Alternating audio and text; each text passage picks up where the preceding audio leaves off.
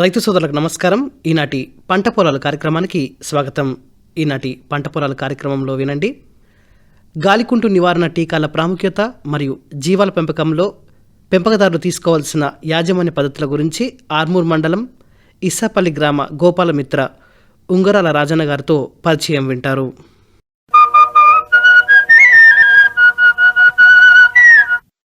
రైతు సోదరులకు నమస్కారం. ఈరోజు మన కిసాన్ వాణి ఆర్మూర్ మండలం ఇస్సాపల్లి గ్రామం నుండి ఇక్కడ మనతో పాటు ఉంగరాల రాజన్న గోపాలమిత్రులు ఉన్నారు. మరి వారిని అడిగి ప్రభుత్వం ప్రతిష్టాత్మకంగా చేపడుతున్న గాలికుంటు వ్యాధి నివారణ టీకాల కార్యక్రమం, అదేవిధంగా జీవాల ఆరోగ్యం పట్ల జీవాల పెంపకదారులు తీసుకోవాల్సిన యాజమాన్య పద్ధతుల గురించి కొన్ని విషయాలు అడిగి తెలుసుకుందాం. నమస్కారం అండి రాజన్న గారు. నమస్కారం అండి. రాజన్న గారు, ప్రస్తుతం మన తెలంగాణ ప్రభుత్వం గాలికుంటు నివారణ టీకాల కార్యక్రమాన్ని చేపట్టింది కదండి. మరి రైతులకు గాలికుంటు నివారణ టీకాలపై ఎట్లాంటి అవగాహన అవసరం అంటారు? గాలికుంటు వ్యాధి నివారణ టీకాలు ప్రతిష్టాత్మకంగా రాష్ట్ర కేంద్ర ప్రభుత్వాలు చేపట్టినాయి. ఇది రైతుకు చాలా మేలు.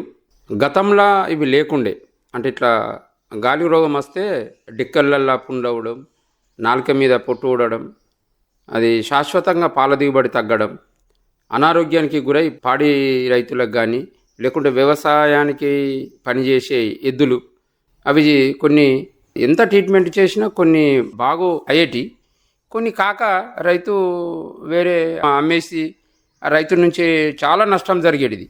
అంటే దాని నుంచి అయితే ఇది ప్రభుత్వం దృష్టికి తీసుకుపోవడం వల్ల ప్రభుత్వము ఫ్రీగానే ఈ గాలికుంటు టీకాలు గత కొన్ని సంవత్సరాలుగా అందిస్తుంది. ఈ రైతులు గ్రామ స్థాయిలో నేను ఒక గోపాలమిత్రగా, అంటే ఓ మండల్ టీమ్గా తయారు చేసి డాక్టర్ పర్యవేక్షణలో మేము టీకాలు వేయదడిగి వెళ్తామండి. అక్కడ వెళ్ళేసరికి రైతు కొన్ని అపోహలకు గురవుతుండు. అంటే చూడి ఉంటే అబార్షన్ అవుతుందనో, లేదు అంటే పాలిచ్చే గేదె పాలు తగ్గుతుందనో, ఇట్లాంటి అపోహలకు గురై కొంతమంది అవాయిడ్ చేస్తున్నారు. అంటే గాలిరోగం టీకాలు నాకు వద్దు అని. అంటే ప్రభుత్వం ఒక రకంగా ఎన్నో కోట్లు ఖర్చు పెట్టి రైతుకి ఇది ఒక లాభం జరుగుతుందనే పద్ధతిలో ప్రభుత్వం ఆలోచిస్తే, మరో పక్క రైతు వేసుకున్నపోతే అంటే ఈ పథకమే నిర్వీర్యం అయిపోతుంది. అసలు ఎందుకు వానికి రాకుండా మేము ఒక వైద్యులుగా ఇంటికి పోయి చెప్పినా, ప్రభుత్వం అంత ఖర్చు పెట్టినా అసలు ఎందుకు అవాయిడ్ చేస్తున్నారు అని చెప్పేసి మేము రైతులను ప్రశ్నిస్తే, నా పాలు తగ్గిందండి, నా గేదె అబార్షన్ అవుతుందేమో అని నాకు ఉంది అని అంటే మేము వాళ్ళకి నచ్చజెప్పినాం. అబార్షన్ కాదు, మన పాలు కూడా తగ్గదు అని ఎంత చెప్పినా వాళ్ళు కొంత అక్కడక్కడ ఇంకా వాళ్ళకు అనుభవం లేక, దీని మీద కొంచెం అవగాహన లేకనే కొంతమంది అవాయిడ్ చేస్తారు. కానీ రైతు సోదరులకు నేను చెప్పేది ఏంటంటే, పాలు ఒకటి లేదా అంటే ఒక 2 రోజులు తగ్గినా మళ్ళీ పెరుగుతాయని చెప్పినా చాలామందికి అవేర్నెస్ వచ్చింది. అంటే గాలిరోగం టీకాలు వేసుకోవాలా, గాలిరోగం రాదని. గతంలో నేను ఇస్సాపల్లి గ్రామంలో అక్కడ సెంటర్ను విజిట్ చేసినప్పుడు, అక్కడ సెంటర్ ఓపెన్ చేసినది ఇస్సాపల్లి గ్రామంలో. అక్కడ మొత్తం గాలికుంటు వ్యాధి అటాక్ అయింది. గాలికుంటు వ్యాధి అటాక్ కాగానే అక్కడ రైతులకు చెప్పాను నేను. అప్పుడు వ్యాక్సిన్ లేకుండే 2001లో. లేకపోయేసరికి అక్కడ ఉన్న వాళ్ళందరూ ఒక పండుగ చేయాలా అని చెప్పి డిస్కస్ చేసి పని పాటలను దేంతోళ్ళను అందరిని పిలిచి డిస్కస్ చేస్తారు. నేను అక్కడికి పోయి, ఇది పండుగ మీరు ఖుషీ కమన్నా చేసుకుంటా అంటారా, చేసుకోండి, కాకపోతే ఏంటంటే ప్రభుత్వం ఇక్కడ ఒక గోపాలమిత్రగా నన్ను చేసిండ్రు. నేను దాన్ని చెప్పేది ఏంటంటే, ఇది ఒక వైరల్ డిసీజు, దీనికి డెక్కలు ఖరాబ్ అవుడు, దానికి అది వచ్చిన దానికి వైద్యం ఉంది, రాకన్నా ముందు కూడా టీకాలు ఉన్నాయని చెప్పి వాళ్ళకు ఒక అవేర్నెస్ చేయాలని ప్రయత్నం చేసిన. వాళ్ళు ఏం చేసిరంటే, లేదు ఇది ఒక దేవుడి రోగం, దీన్ని ఒక గోదల పండుగ చేస్తేనే ఇది తగ్గుతుంది అనే పద్ధతిలో వాళ్ళు నన్ను చాలా మాటలు అన్నారు. నీకేం తెలుసు, నువ్వు చేయగలుగుతావా, నీతో అవుతుందా అనే పద్ధతిలో చాలా. అదంటే నేను ఒక ఛాలెంజ్గా చెప్పిన. నేను ఒక రకంగా చేయకపోతే ప్రభుత్వం నాకు ట్రైనింగ్ ఇచ్చి, ఒక 6 నెలలు ట్రైనింగ్ ఇచ్చి, ఇక్కడ నువ్వు వైద్యుడిగా చేసి రైతులకు సేవలు అందియు అని చెప్పింది. నా పనితనమే కనబడనప్పుడు, నేను ఉపయోగంలో లేనప్పుడు నేను అవసరం లేదు కదా, నేను వెళ్ళిపోతా. ప్రతి రోగానికి ఒక పండుగ చేసుకొని ఇక మీరికే వదిలేస్తాం, మరి నేను వేరే ఊర్లో పోయి చేస్తే వాళ్ళకన్నా నేను మేలు జరుగుతుంది కదా రైతులకు అనే భావనలతోటి అక్కడున్న గ్రామ అభివృద్ధి కమిటీ పెద్ద మనుషులతోటి మాట్లాడడం జరిగింది. నీతోటి అవుతుందా, నువ్వు చేయగలుగుతావా అంటే అప్పుడే ట్రైనింగ్ అయిపోయింది, అప్పుడే అక్కడికి వెళ్ళిన. అంటే వాళ్ళ ఛాలెంజ్ని బట్టి నేను ఒక గాలి రోగం వచ్చిందానికి హోమియోలో ఎక్నేసియా క్యూ అని మదర్ టించర్ మందు అంటే ఈజీగా రైతు వాడుకునేటట్లు అంటే నాకు ఒక పర్ఫార్మెన్స్ పెరిగింది. నేను వీళ్ళకి ఛాలెంజ్ చేస్తే కదా, ఈ ఛాలెంజ్ చేసినప్పుడు నేనేం చేయాలా, దానికి సంబంధించిన మెడిసిన్ అంటే రైతుకు తను పద్ధతిలో తను వాడుకోవాలా. స్టార్టింగ్లోనే ఎక్నేసియా క్యూ అని హోమియోపతి మందు ఓరల్గా ఇచ్చేసినాం. దాంతోపాటు ఆసని కలబం, మెరుక్సాలు వచ్చిన వీటికి యాంటీబయాటిక్ పెయిన్ కిల్లర్ ఇస్తూనే డిక్కలల్లా పురుగులు పడితే టర్పంట్ ఆయిల్ వేసి కట్టుకడుతుంటుంది. కట్టుకట్టి ఒక 3 రోజులు పట్టుకరమ్మంటే 3 రోజులలో వ్యాధి నయమయ్యేటట్లు యాంటీబయాటిక్ పెయిన్ కిల్లర్ ఇస్తూనే అట్లా చేసినాం. అందులోకించి ఒక ఆయన ఛాలెంజ్ చేసిండు, నీతోటి నా అరక మీది ఎడ్లకు ఇప్పుడు నడవలేని పరిస్థితులు ఉన్నాయి, నేను పండుగ చేస్తాను అంటున్నా, నీతోటి అవుతుందా, నువ్వు చేస్తావా అనే పద్ధతిలో ఛాలెంజ్ చేస్తే నీ పశువులను తీసుకురా, నీ పశువులను నేను మంచిగా అయిపోతే నేను నీ ఊళ్ళోనే ఉండా. నేను అంటే నేను పనికిరాని వైద్యుడిని, నేను ఎందుకు నీ దగ్గర, నీకు పనికొచ్చేటట్లు ఉంటేనే నాకు జీవనోపాధి ఉంటుంది, నీకు ఉపయోగం ఉంటుంది. అంటే వైద్యానికి మీరు దూరం కావద్దు, దయచేసి వినండి, పండుగ వద్దు అనే పద్ధతిలో నేను చెప్పడం జరిగింది. పండుగ చేసుకుంటావా ఖుషి, కానీ పండుగతోటే ఈ వ్యాధి నయమవుతుందని నమ్మకుర్రి అనే భావనలో అంటే ఒక వైద్యుడిగా ఆయన అన్న మాటలు ఛాలెంజ్గా తీసుకొని వైద్యం చేసి నిరూపించేసరికి ఆయననే ఒక వీడీసీ సభ్యులందరినీ మార్చేసిండు.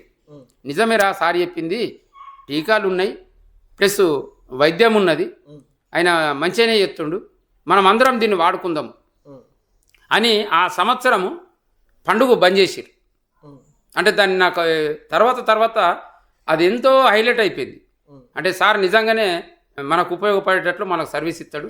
ఈ గాలి రోగం పండుగ కాదు, ఏ దేవుడు ఈ పశువులను ఖరాబు చేయాలని అనుకోడు, దైవభక్తితోటి పూజిస్తూనే ఇటు వైద్యం చేసుకోవాలనే పద్ధతిలో వాళ్ళకు నచ్చ చెప్పడం జరిగింది. దాని నుంచి అవేర్నెస్ వచ్చింది. తర్వాత ప్రభుత్వము ఈ గాలి రోగం టీకాలు ఇవ్వడం, దాంట్లో భాగంగానే మనకు ఇవన్నీ రైతులకు అవేర్నెస్ వచ్చింది. కానీ ఈ మధ్య కాలంలో రైతులు ఉమ్మడి భూములు పోయి పశువులకు దూరం అవడం జరుగుతుంది. కాబట్టి గాలి రోగం టీకాలు పాడి ఉన్న ప్రతి రైతు వాడుకోవాలా. వాడుకున్న తర్వాత పునరుత్పత్తి ప్రక్రియ కావచ్చు, పాల దిగుబడి కావచ్చు, ఆరోగ్యరీత్యా అన్ని రకాల ఈ గాలి రోగం టీకా చాలా మంచిది. 6 నెలలకు ఒక్కోసారి వేస్తే కొన్ని రోజులలోనే వైరస్ను మొత్తం పారదోలవచ్చు అనే ప్రభుత్వ లక్ష్యానికి మనమందరం అనుకూలంగా పనిచేద్దామని వైద్యులుగా మేము చేస్తాం, రైతులు కూడా మమ్మల్ని వాడుకోవాలని చెప్పి నేను విజ్ఞప్తి చేస్తాను. మరి రాజన్న గారు, మీరు అన్నట్టుగా టీకా వేసిన తర్వాత పశువుల్లో మార్పులు ఏమన్నా ఉన్నా కొద్ది కాలం వరకు తర్వాత మంచి పాల దిగుబడి వస్తుందని చెప్తున్నారు కదండి. మరి రైతులు దీన్ని గమనించి ప్రతి జీవాల పెంపకదారుడు టీకాలు వేయించుకొని పాడిని ఇంకా బలోపేతం చేస్తారని ఆశిద్దామండి. అదేవిధంగా రాజన్న గారు, ప్రస్తుతం మనకు కాలానుగుణంగా పశువుల్లో కొన్ని ఆరోగ్య సమస్యలు ఎదుర్కొంటూ ఉంటాము. మరి వేసవి కాలంలో పాడి రైతులు ఎట్లాంటి జాగ్రత్తలు తీసుకుంటే మంచి పాల దిగుబడి పొందవచ్చు అంటారు? వేసవి కాలంలో చాలా ప్రాముఖ్యత ఉంది పాడి పరిశ్రమలకు. విషయం ఏంటంటే పాడి ఈ రైతులకు చల్లని అంటే లస్సీ రూపంలో కావచ్చు, మజ్జిగ రూపంలో కావచ్చు, పెరుగు రూపంలో కావచ్చు, రైతు బాగా ఇష్టపడతాడు. ఎండలకి రాగానే తినాలా అనేది తన ఆరోగ్య రీత్యా ఎక్కువ కోరుకుంటాడు. అసంటప్పుడు ఆ పాడి పెంచుకున్న రైతుకు ఎండాకాలం పచ్చి మీద దొరకదు కాబట్టి పాలు పెరగది. అంటే వర్షాకాలం పెరిగినట్లు ఎండాకాలం వచ్చేసరికి పాలు పెరగది, పచ్చిక మీద కరువు అయిపోతుంది. మళ్ళీ ఈ పశువులకు స్వేద గ్రంథులు ఉండయి. మనం ఎండకి వెళ్ళినప్పుడు మనకు చెమటలు వస్తాయి, కానీ పశువుకు ఆ విధంగా చెమటలు వచ్చే స్వేద గ్రంథులు లేవు. వీటికి కూడా వేసవి కాలంలో ఎండకు చాలా స్వేద గ్రంథులు లేక వడదెబ్బ తలిగే అది ఉంటుంది. కాబట్టి దాని నల్లటి చర్మం కాబట్టి అంటే ఎండకు తట్టుకోలేదు. కాబట్టి ఎండాకాలం ఏం చేయాలంటే నేను పాడి రైతులకు చెప్పేది ఏంటంటే ఎక్కువసేపు పశువును ఎండల్లో కావచ్చు, ప్రొద్దున కావచ్చు, సాయంత్రం కావచ్చు, తనకు అనుకూలమైన టైంలో పశువును దగ్గర తనకు గ్రామాలలో అందుబాటులో ఉండే చెరువులో కుంటలలో కొద్దిసేపు వాటిని అందులో ఉంచినట్లయితే ఆ ఉల్లాసానికి ఆ వాటర్కు తన బాడీని కూల్ చేసుకొని కొంత పాల దిగుబడి పెంచుకునే వాళ్ళు అవుతారు. అదేవిధంగా గ్రాస్ కటింగ్ మిషన్లు కానీ లేకుంటే సపరేటు మేత, ఇప్పుడు యూరియాతోటి మాగవేసిన గడ్లు, సైలేజ్ సంబంధించిన గడ్లు, ఈ కాయజాతి పశుగ్రాసాలు, వీటిని ఎండాకాలం ఎప్పుడైతే వస్తుందో అప్పుడు రైతు సపరేట్ తన భూమిలో పచ్చిమేత పెంచుకొని, వర్షాకాలము ఎక్కడన్నా దొరుకుతుంది గడ్డి కొడుతుండేది, ఎండాకాలం వచ్చేసరికి తన సొంత పొలంలా కావచ్చు లేకుంటే ఇంకా కౌలు కావచ్చు ఎక్కడన్నా తీసుకొని సపరేట్ పశుగ్రాసాలు పెంచుకుంటే ఆ పాల దిగుబడి ఎట్లయితే ప్రజలకు అవసరాలు ఉన్నాయో, పాలు అవసరాలు కాబట్టి అయినా కూడా ఆదాయాన్ని సంపాదించుకోవచ్చు. కాబట్టి వరిగడ్డి కానీ పచ్చిగడ్డి కానీ తన మర్చిపోకుండా ఎండాకాలం నజ్జేసి అదే గ్రాస్ కటింగ్ మిషన్ల ద్వారా చేసుకుంటే కొంత పొదుపు అవుతుంది. ఆ యూరియాతోటి మాగవేసిన గడ్డి, ఆ అసుంటి రకాలైన గడ్లు పెంచుకొని పాడి పరిశ్రమలను కాపాడుకోవాలని చెప్పి, లేదు చెరువులు కుంటలు అట్లాంటివి లేకున్నా ఒళ్ళు నానిపెన్నా కానీ పశువును చల్లబరిచే విధంగా ఉంటే రైతు ఆ విధంగా బాగుంటుందనేది నా కోరిక. మరి రాజన్న గారు, మీరు చెప్పినట్టుగా పచ్చిమేత విషయంలో రైతులు తగు జాగ్రత్తలు తీసుకుంటారని ఆశిద్దామండి. అదేవిధంగా పాడి రైతులు చాలా వరకు పాడి పరిశ్రమను ప్రారంభించిన తర్వాత నష్టపోయామని చెప్తుంటారు కదండి. మరి నష్టపోకుండా ఎట్లాంటి ప్రణాళికలు చేసుకుంటే నష్టం రాకుండా మరి నివారించవచ్చండి? నేను చెప్పేది ఏంటంటే, పాడి రైతులు కానీ ఒక పాడి గేదె ఉన్న రైతుకు లేదంటే ఒక ఎకరమా అద్దెకరం ఉన్న రైతుకు నేను కోరేది ఏంటంటే, ఫస్ట్ రైతులది మనం తీసుకున్నాను, వ్యవసాయానికి సంబంధించింది అయితే నాకు కూడా వ్యవసాయం ఉంది. ఒక ఎకరము కానీ హాఫ్ ఎకర రైతు ఉన్న, సపోజ్ 10 ఎకరాలు ఉండిండొచ్చు, ఎంతో కొంత భూమి ఉన్న రైతుకు ఒక పొలంని తీసుకుందాం. ఆ పొలము దాని పద్ధతులు అన్నీ రైతుకు తెలిసి ఉండాలి. ఎట్లా అంటే విత్తనాల ఎంపిక నుంచి విత్తనాలను ఏ విధంగా నారుమల్లు వేయాలా, ఏ విధంగా నాటేయాలా, ఏ విధంగా ఎన్ని రోజులకు యూరియా ఎన్ని దఫాలు వాడాలా, దాంట్లో ఆ ఒడ్ల పొంటి ఏ విధమైన మిత్ర పురుగులు ఉన్నాయి, ఏ విధంగా శత్రు పురుగులు ఉన్నాయి, ఎలాంటి రసాయనిక ఎరువులు వాడకుండా సాంకేతిక పరిజ్ఞానంతో అది ఎరలు కావచ్చు లేకుంటే నేను పొలంబడి క్లాసు చెప్పేటప్పుడు ఇసపెల్లినే కండక్ట్ చేసినాం. అక్కడ రైతులకు చాలా లాభం జరిగింది. ఎట్లా జరిగిందంటే, పొలం బడి అంటే పొలము బడి లెక్కనే చెప్పిండు. విత్తనాల ఎంపిక, నారు పోయడం, నారును ఏ విధంగా పోయాలా, నారు దశ నుంచే ఈ కాండాలు దొల్చే పురుగును ఎట్లా నశింపజేయాలా, అంటే కొనలు చించేయడం, తర్వాత ఎంత డిస్టెన్స్లో వేయాలా, అంటే 1 సెంటీమీటర్ల బట్టి చూస్తే సెంటీమీటర్ అక్కడికి తీసుకుపోము, అక్కడికి కులము చెయ్యము, అది కాదు పోదు. దాంతో ఏమవుతుందంటే రైతుకు మనము తన భాషల తనకున్న పరిజ్ఞానాన్ని బట్టే మనం చెప్పచ్చు. ఉదాహరణకు ఒక స్వల్పకాలిక రకాలు ఉన్నాయనుకో, ఏది వరి, ఒక బెత్తెడు మనం ఇట్లా పిడికిలు బిగిస్తే పిడికిళ్ళు ఎంతైతే డిస్టెన్స్ ఉంటుందో ఆ డిస్టెన్స్లో. మధ్యకాలిక రకం ఉందనుకో, మనము ఏళ్ళను ఇట్లా పిడికిలు బిగించి బొటన వేలు జాపితే ఎంతైతే డిస్టెన్స్ వస్తుందో ఆ డిస్టెన్స్లో మొక్కలు ఉండాలి. అదే దీర్ఘకాలిక అంటే మనం ఏం చేస్తాము, బీపీటీ తీసుకుంటాం. బీపీటీని ఒక జానేడు అంటే ఇక్కడ చిటికెనేలు పెద్దనేలు 2 జాపితే ఎంతైతే డిస్టెన్స్ వస్తుందో అంత డిస్టెన్స్లో మొక్కలు, ఆ మొక్కలను ఒక్కొక్క మొక్కలు 2-3 మొక్కలు నాటడం, పైపైన నాటడం. తర్వాత చల్లిన అంటే అడుక్కు ఎలాంటి అంటే భాస్వరం ఎంత ఉండాలా, పొటాష్ ఎంత ఉండాలా, నత్రజని ఎంత ఉండాలా, ఏ పాలలో ఉండాలా, అసలు ఈ భూమికి ఏ పంట సరైంది, ఏ పంట ఈయనకు దిగుబడిస్తుంది, పరిజ్ఞానం లేక కొంత. తర్వాత యూరియాను ఎన్ని దఫాలుగా ఏ టైంలో చల్లాలి, మరియు చీడపీడలు ముందే ఏ పురుగు కనబడితే నా పొలానికి ఏ రోగం వస్తుంది అంటే ముందే పసిగట్టడం, అంటే అట్లాంటి పరిజ్ఞానం రైతుకు ఉండాలి. లేదు మరి ఆరైతే ఇంటి ముందట శాస్త్ర సాంకేతిక పరిజ్ఞానం పెరిగింది, టీవీ వచ్చింది ఇంటిలోనికి, గతంలో అంతా లేకుండే ఇన్ఫర్మేషన్, ఇప్పుడు బాగానే అదైంది.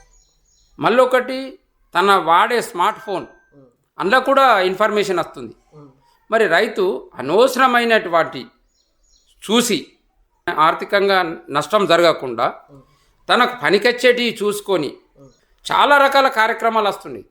వాటిని చూసి తన ఉన్న పొలంలో ఎలాంటి సలహాలు సూచనలు చూసుకోవాలా. టోల్ ఫ్రీ నంబర్లు కూడా వచ్చినాయి, అట్లాంటివి వాడాలా. లేదంటే గ్రామ స్థాయిలో అగ్రికల్చర్ ఆఫీసర్లు వస్తారు. పాపం కొన్ని దాగల్లో అయితే వాళ్ళు మైక్ అనౌన్స్మెంట్ చేయడము, తిరగడము, చెప్పడం అన్నీ జరిగినా కానీ రైతు అక్కడికి పోలేడు, ఇంటలేడు. వాళ్ళు ఎంతో బాధతో వెళ్ళిపోతారు. వాళ్ళు ఏదో ఎంతో నేను అందించాల సబ్జెక్టు రైతులకనే వస్తారు. వీళ్ళు వినకపోవడం, ఏదో తన రోగం కాస్తే అది జింకు లోపం వచ్చినా మందు అంటే రసాయనిక వాడాల. ఎలాంటి పోషక విలువ లోపాలతోటి ఎదురైన వరిని కూడా ఆయన రసాయనిక ఎరువులు వాడుతాడు.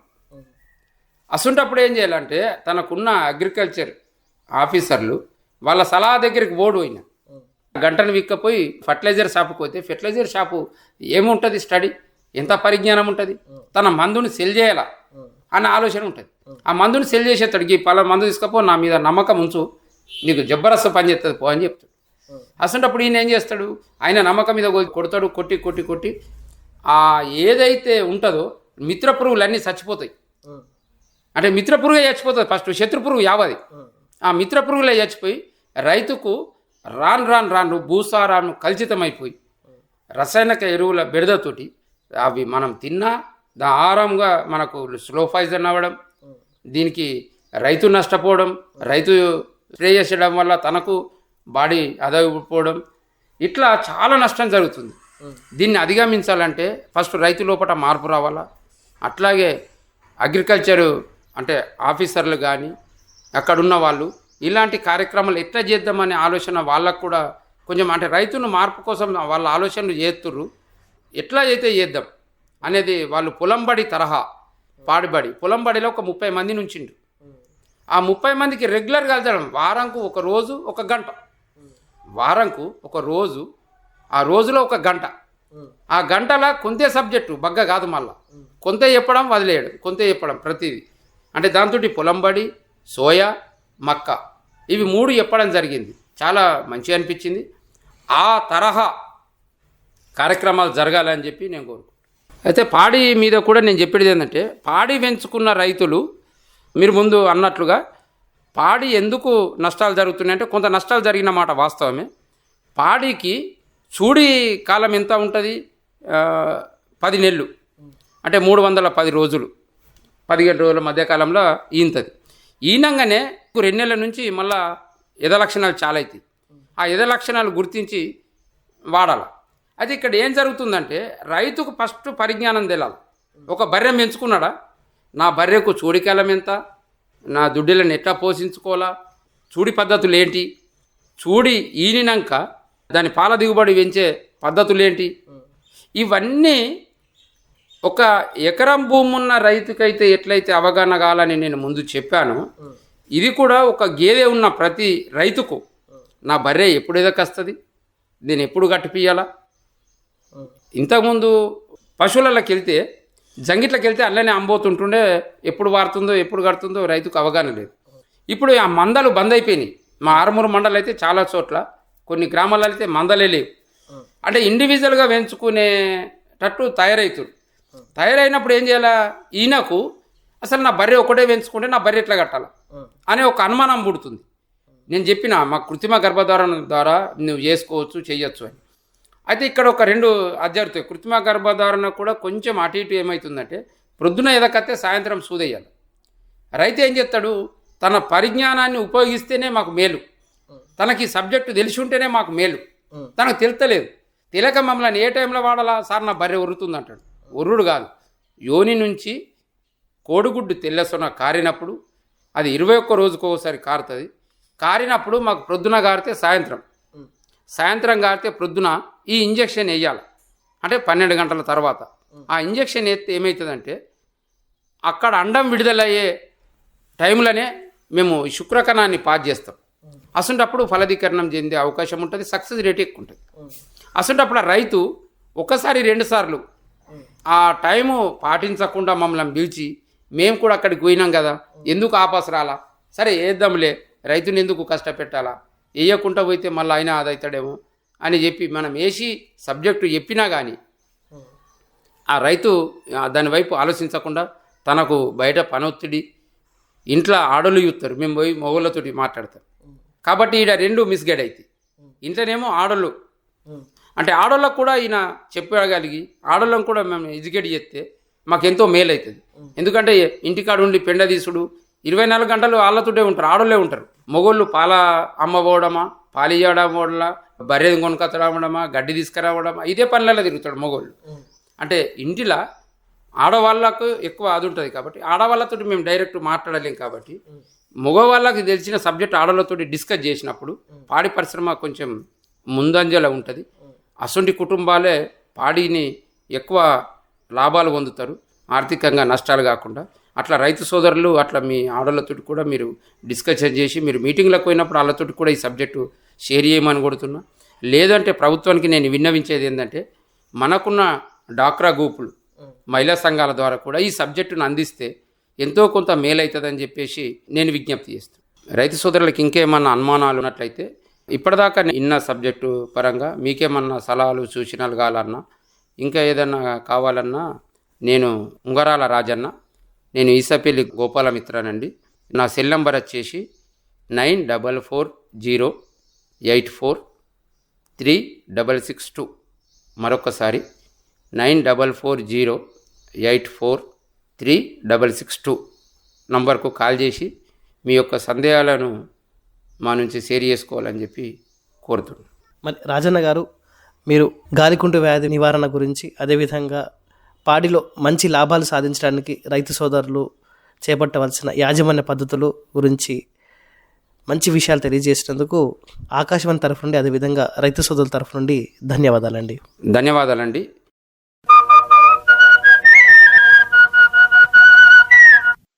ఇంతవరకు మీరు గాలికుంటు నివారణ టీకాల ప్రాముఖ్యత మరియు జీవాల పెంపకంలో పశుపోషకులు తీసుకోవాల్సిన యాజమాన్యం గురించి ఆర్మూర్ మండలం ఇస్సాపల్లి గ్రామ గోపాలమిత్ర ఉంగరాల రాజన్న గారితో పరిచయం విన్నారు.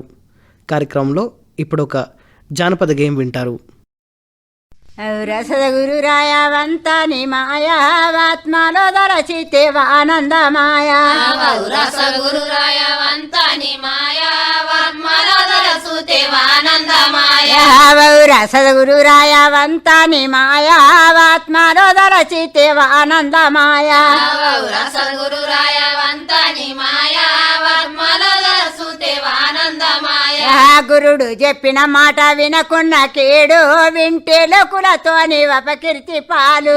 గురుడు చెప్పిన మాట వినకున్న కీడు, వింటే లోకులతోని అపకీర్తి పాలు. గురు రాయని మాట వినకున్న కేడు, వింటే లోకులతోని అపకీర్తి పాలు. గురు రాయని మాట వినకున్న కీడు, వింటే లోకులతోని అపకీర్తి పాలు.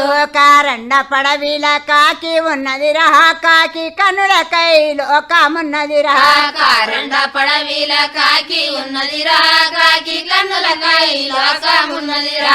కారండ పడవిల కాకి ఉన్నది రహా, కాకి కన్నులకై లోకమున్నది రహా. కారండ పడవిల కాకి ఉన్నదిరా, కాకి కన్నులకై లోకమున్నదిరా. రసగురు రాయవంతని మాయావాత్మలో దరచితే ఆనందమాయా, రసగురు రాయవంతని మాయావాత్మలో దరచుతే ఆనందమాయా. రసగురు రాయవంతని మాయావాత్మలో దరచితే ఆనందమాయా, రసగురు రాయవంతని మాయావాత్మలో దరచుతే ఆనందమాయా. గురు రాయని మాట వినకున్న కేడు, వింటే లోకులతోని అపకీర్తి పాలు. గురు రాయని మాట వినకున్న కీడు, వింటే లోకులతోని అపకీర్తి పాలు.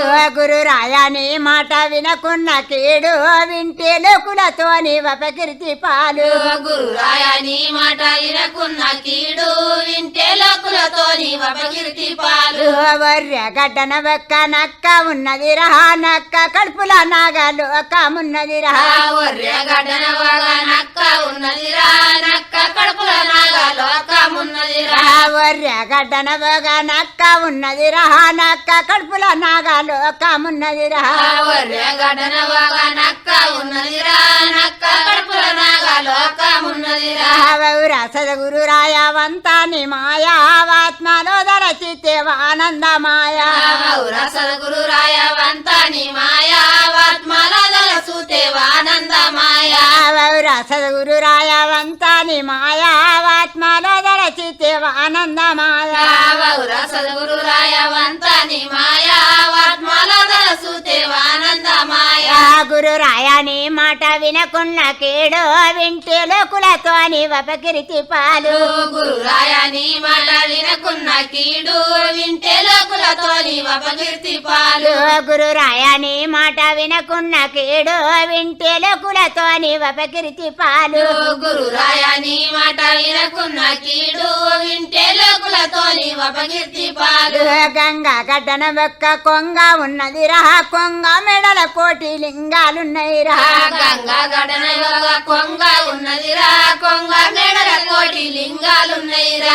గంగా గడ్డన ఒక కొంగ ఉన్నది రా కొంగ మెడల కోటి లింగాలున్నాయి రా గంగా గడన కొంగ ఉన్నదిరా కొంగ మెడల కోటి లింగాలున్నాయిరా రావౌరా సద్గురు రాయవంతాని మాయావాత్మలో దరచితేవ ఆనందమాయా సద్గురు రాయవంతాని మాయావాత్మల సుతేవానందమాయా సద్గురు రాయవంతాని మాయావాత్మలో దరచితేవ ఆనందమాయా సద్గురు రాయవంతాని మాయావాత్మల సుతేవానందమాయా గురు రాయని మాట వినకున్న కేడు వింటే లోకులతోని వపకీర్తి పాలు గురు రాయని మాట వినకున్న కీడు వింటే లోకులతో అపకీర్తి పాలు గురు రాయని మాట వినకున్న కేడు వింటే లోకులతోని వపకీర్తి పాలు గురు రాయని మాట వినకున్న కీడు వింటే లోకులతో